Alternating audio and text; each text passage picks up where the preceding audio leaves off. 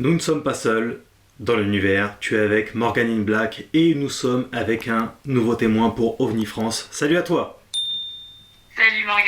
Merci beaucoup d'accepter de témoigner pour OVNI France. Tu as eu une expérience assez singulière, ufologique, n'est-ce pas? Oui, alors ufologique, je ne sais pas si on peut parler en ces termes, dans Mhm. le sens où on n'a pas vu d'objet à proprement parler. Oui. On a plus eu affaire finalement à des entités. Mhm. On peut parler d'abduction au final. Oui. Alors, Donc, ça s'est passé en quelle période? alors, alors si je remonte, on peut remonter à la maternelle Mhm. jusqu'à on peut dire aujourd'hui parce que je pense que c'est pas tout à fait fini, mais en tout cas, ça a vraiment réduit ces dernières années. Oui. Alors, commence par le commencement. Qu'est-ce qui s'est passé quand tu étais enfant? Alors, je sais déjà de par ma mère, elle m'avait raconté une anecdote euh, quand elle était jeune. Une fois, elle devait descendre à la cave, donc il faisait nuit, Mhm. pour aller chercher quelque chose. Je pense qu'ils étaient à table à ce moment-là.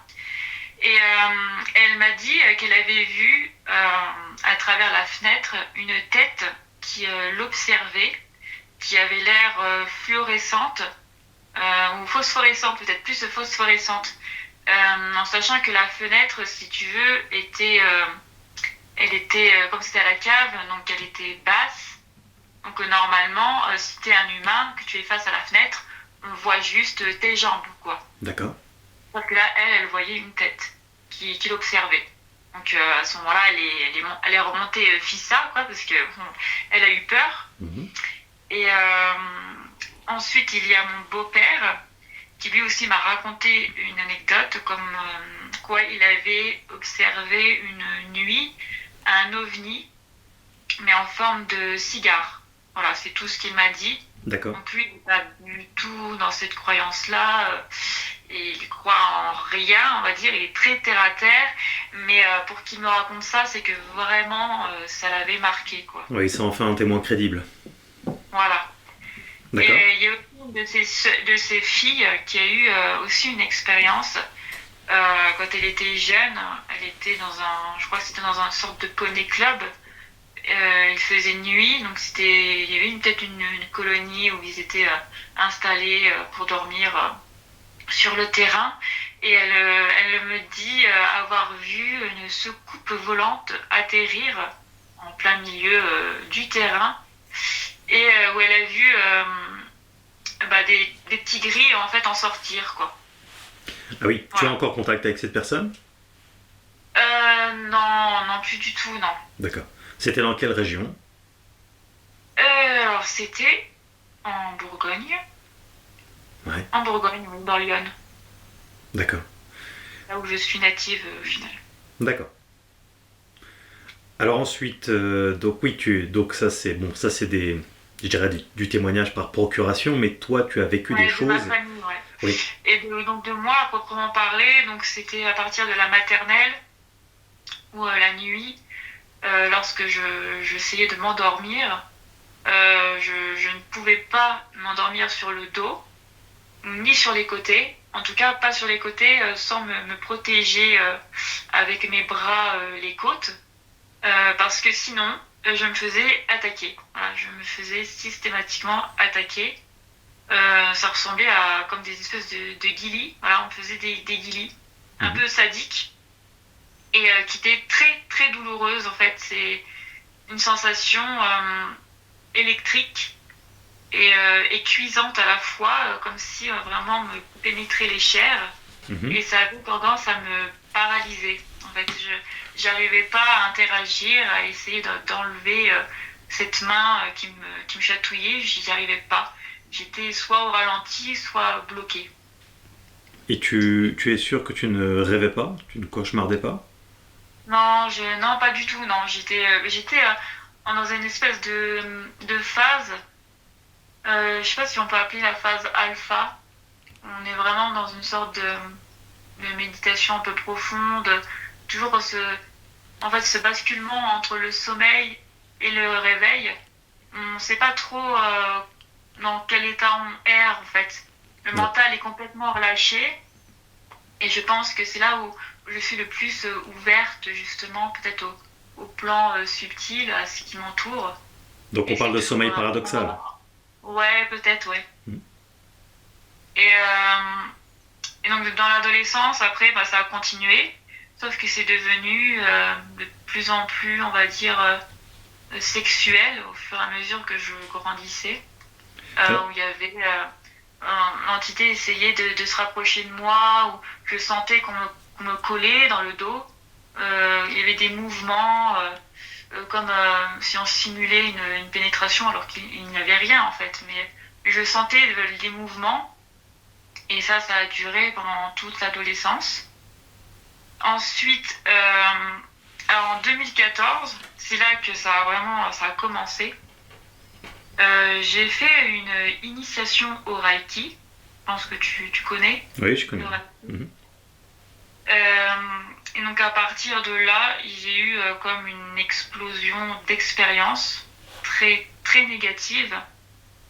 Et par la suite, j'avais fait des recherches, on m'a expliqué que bah, le Reiki a potentiellement été détourné par les entités, ce qui fait que bah, ils ont quelque part créé un portail en moi qui ont permis en fait d'interagir plus facilement pour après faire ce qu'ils avaient à faire quoi. Tu as été initié que au premier degré en Reiki? Ouais, j'ai fait que le premier D'accord, tu n'as pas degré. fait les 4 degrés donc.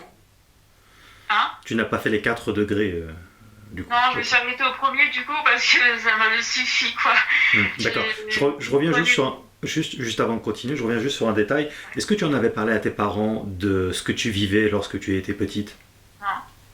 Ah non, non, j'allais passer pour une folle.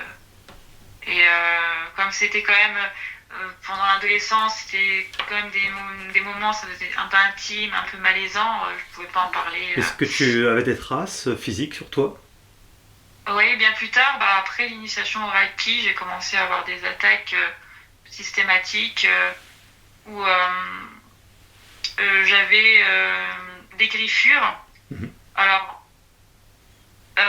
ça m'est arrivé que peut-être 2 fois.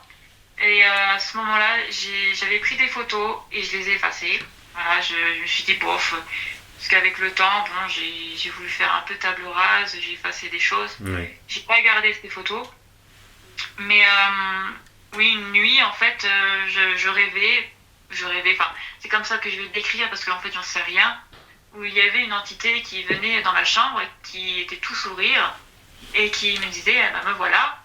Et en fait, je me suis réveillée en pleine nuit, je sais pas pourquoi. Et j'ai senti une brûlure vive apparaître au niveau de mon mollet. Donc de là, j'ai pas réagi, je me suis dit, bon, on verra demain matin. Et demain Mhm. matin, bah, le lendemain, je veux dire, j'ai vérifié, effectivement, j'avais trois griffures.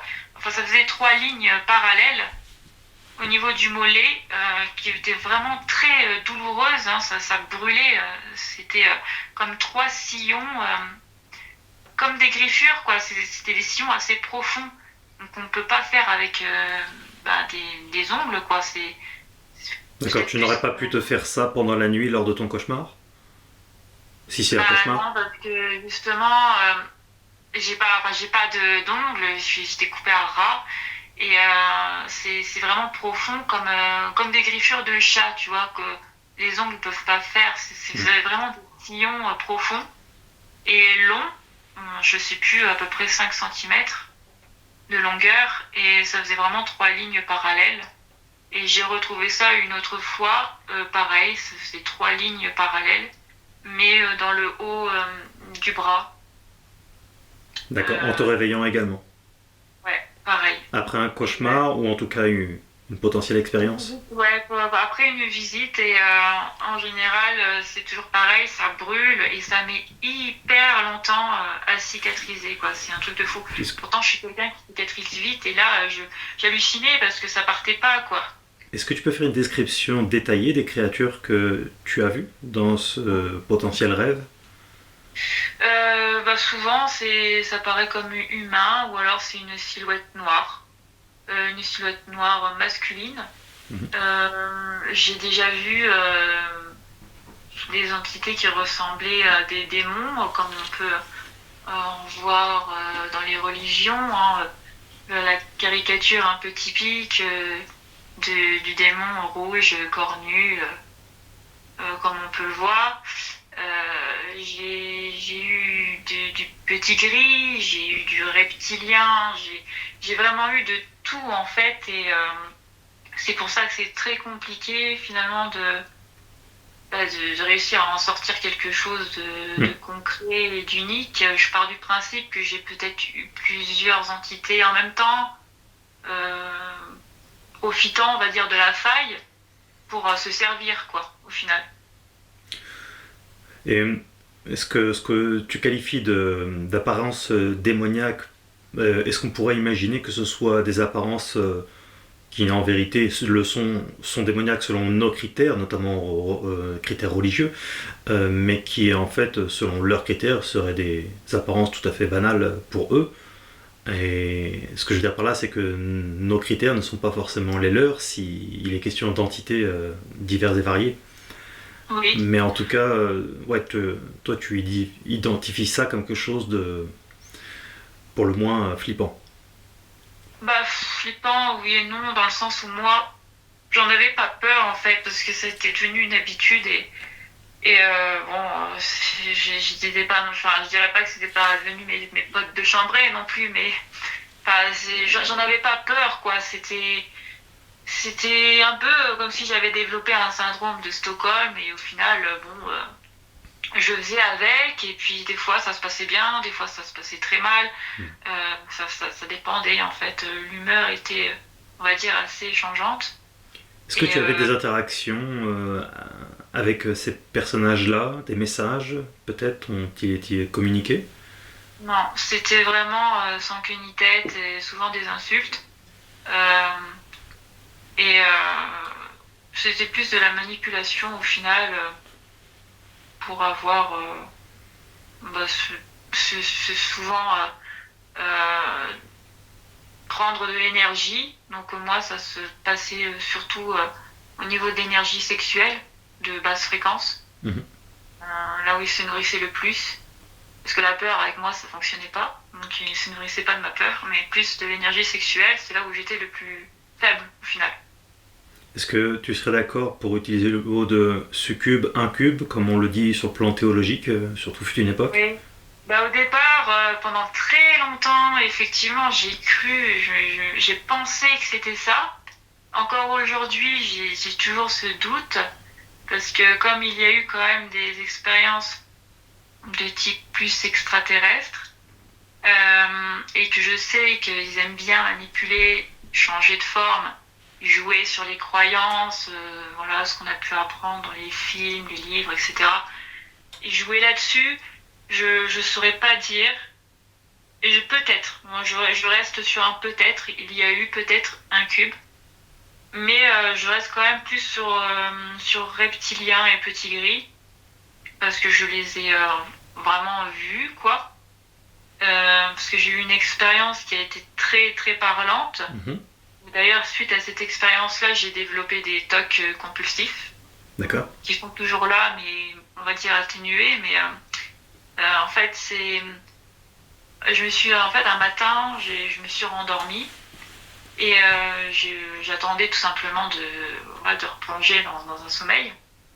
J'ai commencé à entendre des clics, des clics-clics. C'est un petit peu comme le bruit du thé d'un stylo, D'accord. et qu'on ouvre, qu'on ferme frénétiquement. Mhm. Et du coup, je me suis rassise sur le lit pour écouter. Le bruit avait cessé. Donc, je me suis dit, bon, bah, c'est rien.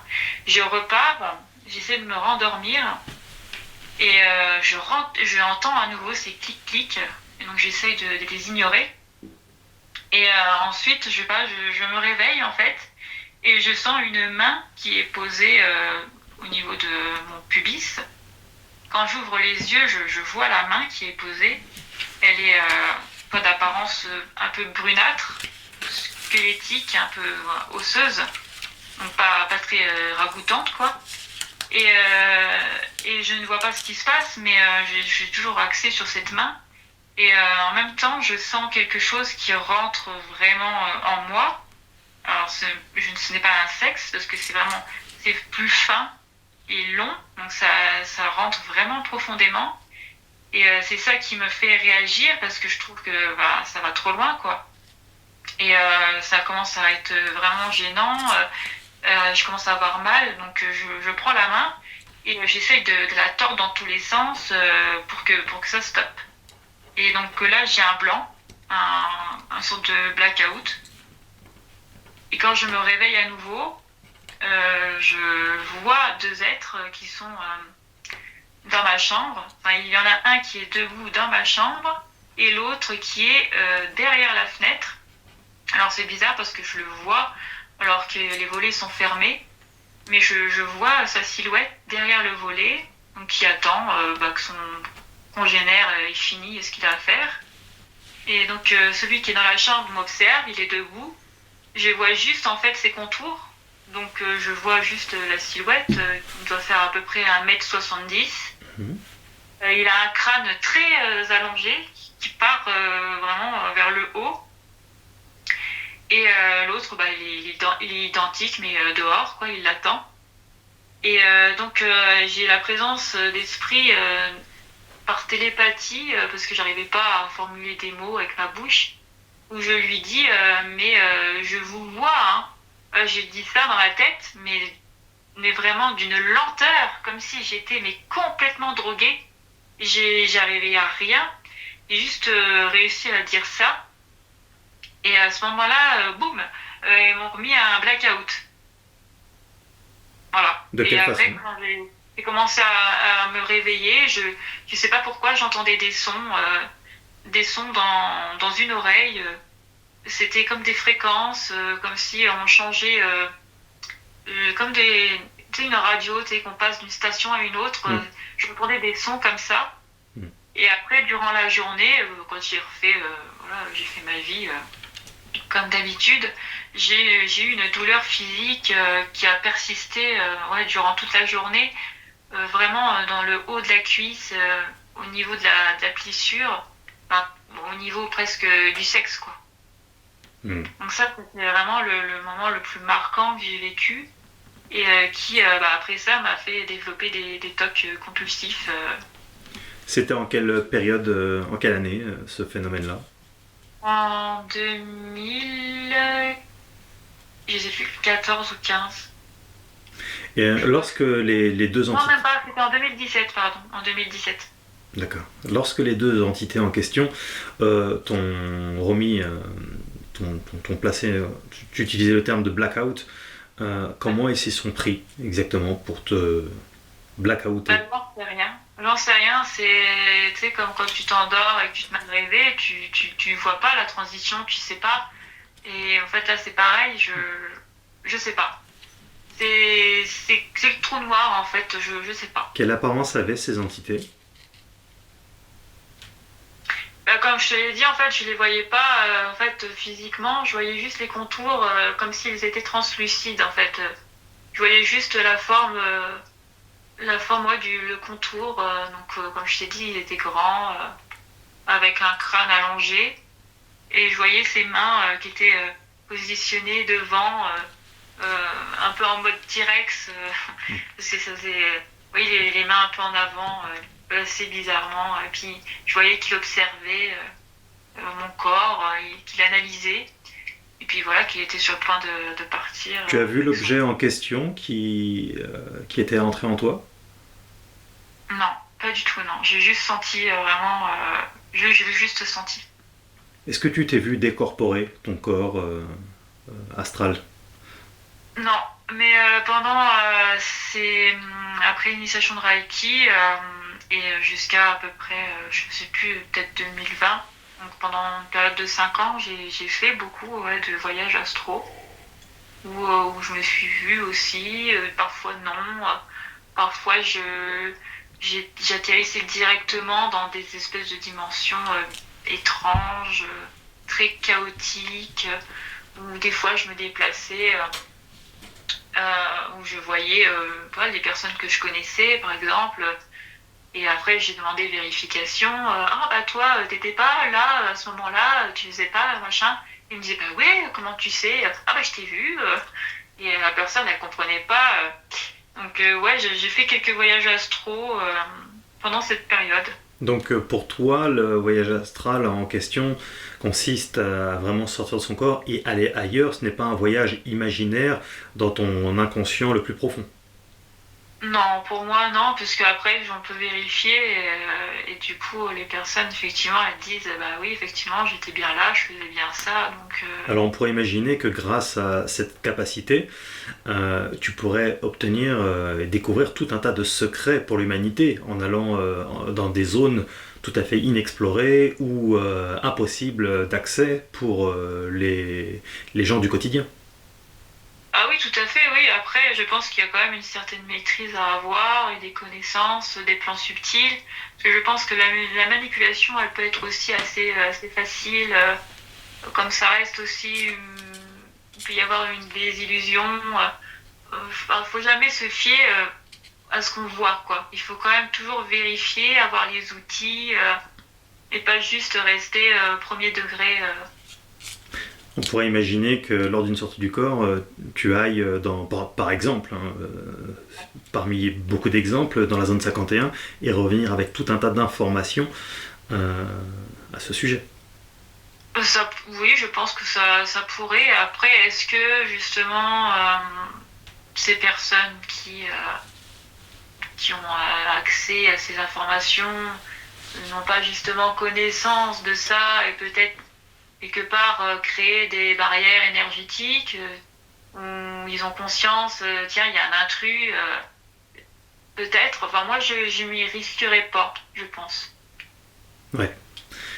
Et avec, ça fait combien de temps que maintenant tu vis encore ces phénomènes de supposée abduction? Bah, c'est devenu plus rare en fait parce que j'ai demandé en fait à ce qu'on me fasse une sorte de soin énergétique parce que en fait j'en avais marre quoi. J'étais tout le temps, j'avais sans arrêt des intrusions. J'étais très fatiguée, hein, je mettais des jours et des jours à récupérer mon énergie. Et quand je la récupérais enfin, bah boum, ça revenait. Donc je devenais un zombie, quoi, littéralement. J'arrivais plus à vivre, quoi. J'étais en profonde dépression. Enfin, il n'y avait plus rien qui n'allait. Il fallait, en fait, qu'on fasse quelque chose, quoi. Et il y a une personne qui s'est proposée, d'ailleurs gratuitement, gracieusement. Et donc elle a fait son affaire. Elle m'a expliqué ce qu'elle voyait, ce qui interagissait, pourquoi. Elle a fait son soin. Et c'est vrai que depuis, c'est devenu impossible pour une entité de venir et de faire, on va dire, un acte sexuel, quoi. C'est devenu impossible. Quel genre de Euh, soins? alors je pourrais pas te dire parce qu'en fait, ça s'est fait à distance. C'est un soin à distance qu'elle a fait de son côté. Après, elle m'a recontacté, elle m'a dit c'est fait. J'ai fait bon ok. Alors, bon, sur le moment, j'y croyais pas forcément parce que j'avais déjà eu demandé d'autres personnes et ça a été échec sur échec. Donc bon, le énième, j'y croyais plus. Et bizarrement, non, ça a marché et c'est là que je l'ai vu après. C'était impossible d'avoir un acte sexuel. Voilà. Donc les rêves érotiques, finito, même ça, je ne pouvais plus. C'était le régime sec, quoi. Est-ce que t'es venu l'envie de suivre une forme de psychothérapie pour tenter de voir si psychiquement, psychologiquement, il n'y avait pas quelque chose de sous-jacent? Non, non, pas du tout. Pour moi, c'était plutôt clair. Et puis, pour avoir un petit peu baigné dans le milieu après spirituel, avoir fait des rencontres et tout ça, bah, finalement, les informations, elles finissaient par se recouper. On finissait par me dire la même chose, sans que ces personnes se connaissent, quoi. Mm. Que j'avais des abductions, que j'avais affaire à une faction reptilienne et des petits gris aussi. Parce que les petits gris, en fait, ce sont les petites mains des reptiliens. Moi, ça fonctionne aussi comme une sorte de hiérarchie. Voilà, il y a le chef et puis les ouvriers, quoi. Comment est-ce que tu as appris ça? Bah après, c'est en faisant des recherches et puis c'est finalement en recoupant aussi avec mes expériences où je trouvais que finalement ça collait. Alors, j'avais été voir sur des groupes Facebook, j'ai plus trop les noms. J'ai suivi aussi pendant un temps, je la suis toujours d'ailleurs, une médium qui, qui justement m'a ouvert les yeux là-dessus parce que ce que je vivais, j'arrivais pas à trouver mon compte, que ce soit au travers du New Age, l'histoire des guides, tout ça, que ce soit la religion, j'arrivais pas en fait à trouver, à faire une comparaison avec ce que je vivais. Et quand j'ai vu cette médium par hasard sur une vidéo, je suis tombée dessus. Elle expliquait voilà son histoire et ses connaissances quoi. Et je me suis dit bon enfin mais c'est exactement ça. Et là ça a fait tilt et tout s'est emboîté tout seul. Hmm. Donc les phénomènes que tu as vécu, que tu identifies comme abduction, se rapprochent tout de même plus de la forme ufologique que spirituelle au sens religieux Ouais. ou autre, Ouais, ou ésotérique, moi, c'est ça? pour moi, tout est lié en fait. Enfin, on va dire, pour moi, je pense que les religions, tout ça, finalement, ce sont des programmes qui ont été introduits justement par eux, en fait, par les reptiliens. Pour moi, c'est juste un outil de contrôle, voilà, comme un autre, comme le New Age. Voilà, c'est exactement la même chose, sauf qu'on change les mots, les noms. Et au final, je pense qu'à travers les âges, on retombe sur les mêmes choses, mais dit ou montrées différemment. Pour moi, ça s'explique comme ça. Et c'est vrai que quand on y pense, dans la religion, on voit souvent ce symbole du reptile, ce dragon et reptilien, le serpent. Et pour moi, je trouve que ça fait sens, justement, par rapport aux entités qui venaient me voir, qui ont cette apparence reptilienne. Oui. Sur l'aspect théologique, quand il est fait référence au serpent, il est question d'un surtout bien plus qu'une apparence, c'est surtout d'un caractère, un caractère de quelque chose de froid et de assez fourbe et qui prévient pas. Exactement. Et lorsqu'il est question du dragon, c'est aussi ça caractérise aussi un caractère, une noblesse, une grandeur, une puissance, quelque chose. Tu vois, tout est symbolique Oui, sur le plan théologique. oui, oui. Alors, les reptiliens dont tu parles, est-ce que tu as des informations par rapport à ça, leur provenance, leur mode de fonctionnement Alors, par rapport à moi, ce que j'ai vécu, tout ce que j'ai pu en déduire, c'est que c'était des misogynes en puissance. Vraiment. Je pense que les femmes, c'est pas leur truc. Ils puent. Voilà, je trouve qu'ils puent. Vraiment, j'ai pu sentir et ils puent. Voilà, c'est tout ce que je peux dire. Ils sont pas très sympathiques. Hein. Ils ont des émotions, voilà, mais plutôt négatives. Hein. Contrairement aux petits gris qui, eux, n'ont rien. Voilà, c'est le vide intersidéral. Donc, je comparerais ça presque à des robots au final. Bah, j'ai presque envie de dire, vaut mieux avoir affaire à un reptilien qu'à un petit gris, parce que les petits gris, eux, ils ont vraiment aucune pitié, quoi. S'ils te charcutent, ils vont te charcuter, ils vont pas faire en sorte de t'endormir ou quoi, ils vont y aller, quoi. Je vois ça comme ça. Après, je sais que il y a plusieurs espèces, enfin, dans la race reptilienne, il y a plusieurs espèces. Euh, selon l'espèce, bah, après l'objectif n'est pas le même. Hein. Certains vont faire des prélèvements d'ovocytes pour de l'hybridation. C'est souvent l'hybridation qui va revenir le plus.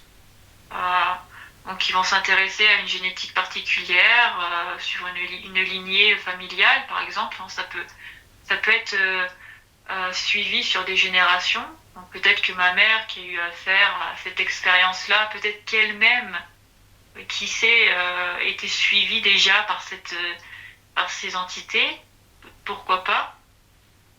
Mhm. Euh, Après, ça tout dépend de l'objectif. Pour moi, il y a voilà, un objectif d'hybridation, puis aussi tout simplement de se nourrir, hein, parce qu'ils ont quand même besoin, pour continuer à vivre, de se nourrir de nos émotions.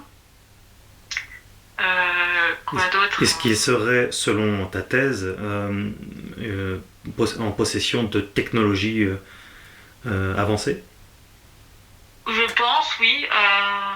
De là à dire qu'ils ont de la sagesse, bon, j'irai pas jusque-là, mais en tout cas, ils ont ouais, la technologie nécessaire pour faire plusieurs choses. Et je pense, peut-être pas tous, mais dans certaines espèces reptiliennes, la capacité d'interagir d'un plan à un autre. Physiquement, non, mais plus se déplacer d'une dimension à une autre. On parlerait plus d'une entité biologique extraterrestre, donc plutôt organique, ou d'un esprit. Je dirais, bah, je pense qu'il peut y avoir les deux en fait. Hein. Je pars du principe qu'il y a des extraterrestres incarnés, donc qui sont avec nous là, dans la matière, et d'autres qui sont sur les plans subtils, donc oui, on peut dire désincarnés finalement, Mhm. sur d'autres plans en tout cas. Aujourd'hui, en ce mois de janvier 2026, est-ce que tu vis des expériences encore?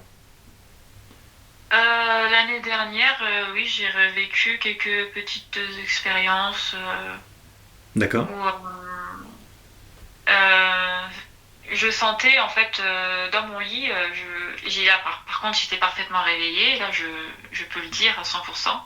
J'avais du mal à m'endormir et c'est toujours comme ça en fait, c'est que j'ai du mal à m'endormir et je commence, je ne sais pas pourquoi, à avoir peur.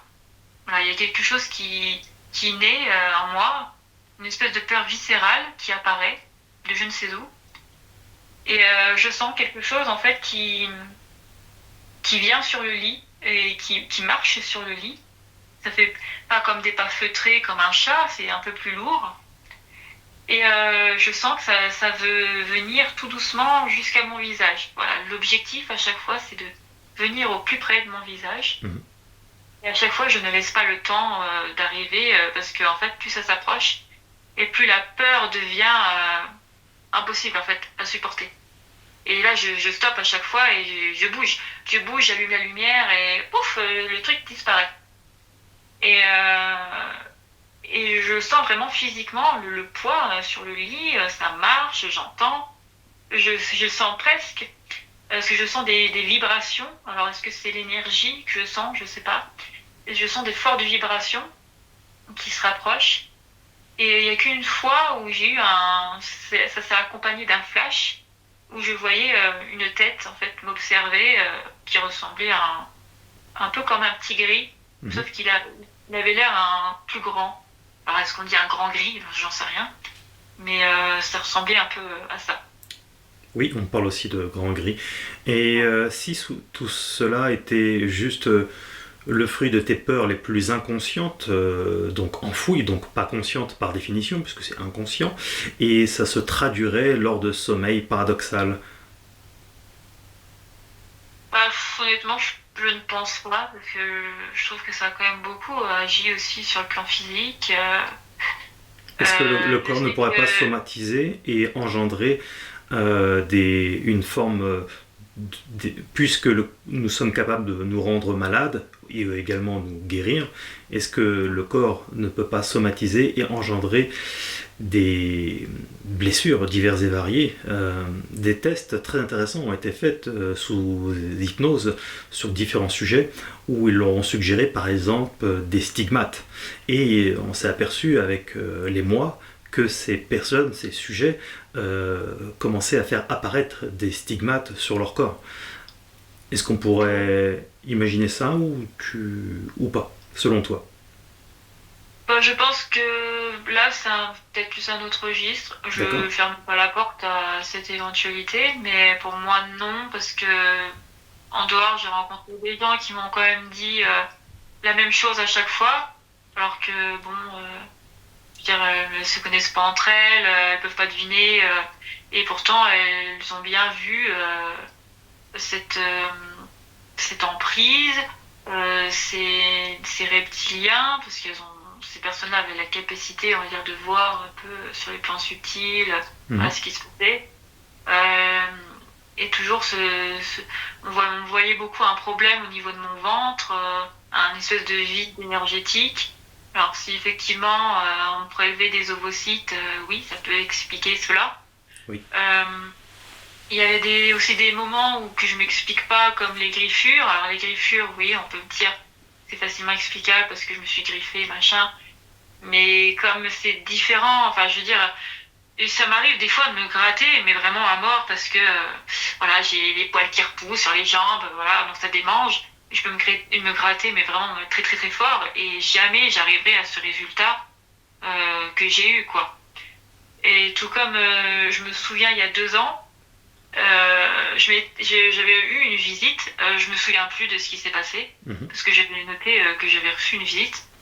Et effectivement, je me souviens qu'après, le matin, je me levais pour aller travailler et je me suis regardée dans le miroir et j'ai vu quelque chose de bizarre au niveau de sous ma clavicule, en fait. Il y avait quelque chose qui ressortait sous ma peau.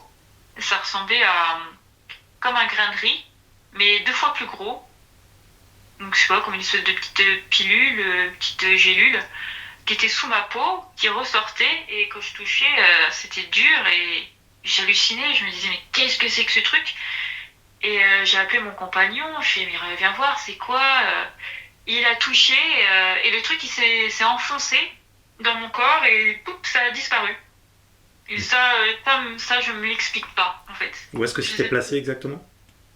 sous la, sous la clavicule, en fait, on a une espèce de ride, une espèce de ligne Mhm. qui part du bas du trapèze et puis qui fait une forme de collier Mhm. qui revient jusqu'à l'autre trapèze, une espèce de ride naturelle. Mais juste sous cette ride, c'était placé là, voilà, sous la clavicule. Et est-ce que tu imaginerais une puce sous-cutanée liée à des abductions? J'y ai pensé, oui. Et mais bon, qu'est-ce que tu veux que je fasse, que j'aille voir bon bah il faut qu'on fasse une radio parce que je soupçonne un implant extraterrestre. Enfin, c'est pas crédible une seule seconde. Est-ce Alors que tu bon, pourrais demander effectivement une radio, mais sans parler d'extraterrestre ou d'abduction ni quoi que ce soit, juste en stipulant que tu as une douleur et pour voir exactement s'il y a quelque chose de détecté? je sais pas, bah, comme ça remonte, je sais plus quand est-ce que j'avais vu ça. C'était en 2023, je crois.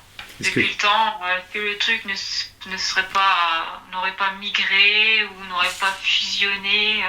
Je pense que vu la technologie dont il dispose, est-ce que ça pourrait être un implant organique, tu vois, qui se fondrait Mhm. après dans le décor, si je puis dire? Oui. Je sais pas. Est-ce que vraiment ça se verrait sur une radio? Je ne sais pas. J'en ai aucune idée. Il y a, il y a certaines puces qui ont été retrouvées effectivement sur tout un tas de cas. Hein. Il y a quand Ouais, même des dossiers très très très sérieux et très crédibles à ce sujet-là. ouais, ouais. Mais il n'est pas dit que toutes les puces soient les mêmes, ça c'est sûr. Oui, oui. Ouais. Elles n'ont pas le même objectif, hein. Je pense que oui, certaines ont vraiment pour but peut-être de modifier quelque chose dans l'ADN ou genre pour se tracer ou pour... ouais, il y a plein de possibilités hein, à ce niveau-là, je pense. Hmm. Aujourd'hui, tu t'intéresses aux phénomènes ufologiques, tu vis ça comment? Moins qu'avant, pendant une période, c'est vrai que pendant l'adolescence, je m'intéressais beaucoup au paranormal. Après, ça a commencé à virer sur le côté aussi extraterrestre, sans pour autant voilà, être dans l'obsession non plus. Hein. Mhm. J'aime bien observer le soir le ciel étoilé. Voilà, c'est quelque chose que j'ai aimé faire pendant longtemps. Après là, ces dernières années, je dirais que je m'en suis un peu détachée. D'accord. Bah, depuis mon soin en fait énergétique, c'est vrai que comme c'est devenu plus calme, Bah, j'avoue que j'ai continué ma vie. En fait, je me suis plus concentrée sur ma vie terrestre Oui. pour avancer, quoi. Merci beaucoup d'avoir accepté de témoigner pour OVNI France. Merci à toi. Et tu n'hésites évidemment pas à me recontacter si tu vivais quoi que ce soit de nouveau. Merci beaucoup à vous. N'oubliez pas de vous abonner, cliquez sur la cloche pour recevoir les notifications. Vous avez la possibilité aussi de booster chacune des vidéos. Il y a un petit bouton qui s'affiche très souvent en bas des vidéos YouTube. Donc c'est une bonne façon de soutenir. Et le like qui va avec. Dites-nous ce que vous en pensez dans les commentaires. Si ça vous inspire quelque chose, si vous avez des opinions, des hypothèses, si vous-même vous avez vécu des choses comme ça aussi, vous pouvez me contacter à morganpriestofficiel@gmail.com. morganpriestofficiel@gmail.com, c'est l'adresse où il faut me contacter si vous-même vous voulez témoigner pour OVNI France. Anonymement ou en visio, on respecte votre choix. À très très bientôt sur OVNI France.